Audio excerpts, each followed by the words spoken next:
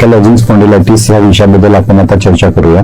अँकलायझिंग spondylitis म्हणजे generally हे जे मणक्यांना होणारा जो संधिवात असतो त्याला आपण अँकलायझिंग स्पॉन्डिलायटिस असे म्हणतो. अँकलायझिंग म्हणजे फ्युजन आणि स्पॉन्डिलायटिस म्हणजे मणक्यांना जेव्हा अफेक्शन होतं तेव्हा आपण त्याला स्पॉन्डिलायटिस असे म्हणतो.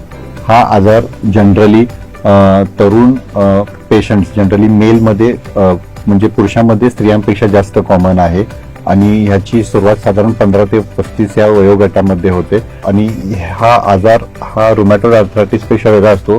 कारण रुमॅटॉइड आर्थरायटिसमध्ये हा सकाळी उठल्यानंतर जेव्हा आपले जॉईंट्स आखडलेले असतात तसं ह्या आजारामध्ये जसं दिवस वाढत जातो तसं आपल्या शरीराची आखडणी जनरली मणक्याची आखडणी वाढत गेलेली असते.